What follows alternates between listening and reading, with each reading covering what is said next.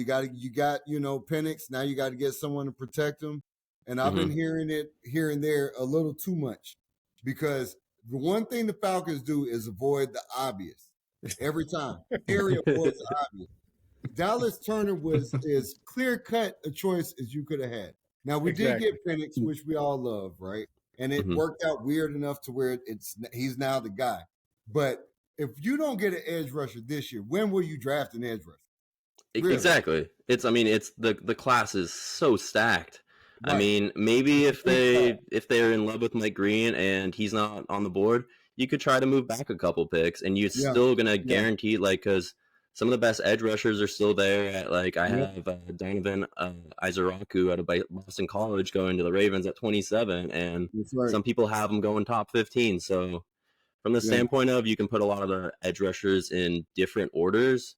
The Mhm. Falcons could pick up some more capital and move back, but I think just stay at 15. Just make sure you take your best edge rusher on the board and just move forward from that standpoint.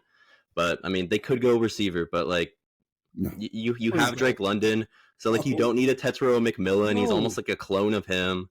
Yeah.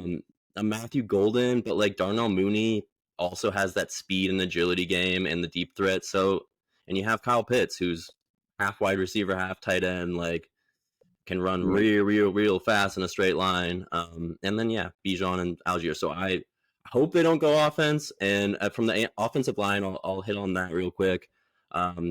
If Armand Membu or Will Campbell are somehow on the board at 15, Okay. then yes, 100% you could go line, and I think you should go line at that point. Right. But yeah, and like the Seahawks are that's the biggest need at 18.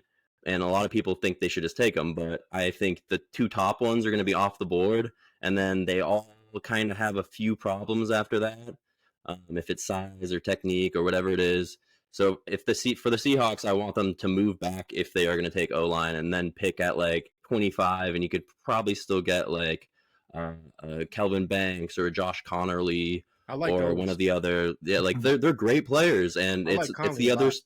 Yeah, and it's really deep in the trenches. Like defensive line, running back are probably the deepest areas, but the offensive line, it's a really deep class there. And honestly, the more research I'm doing on the wide receiver prospects, I have like 10 guys I really like now. So it's like it's way deeper at wide receiver than people think too. It's going to end up being another insanely good class. And yeah, we might see 40 running backs come off the board. And the Falcons can address that later in the draft. I mean, they Exactly. can address that later in the draft.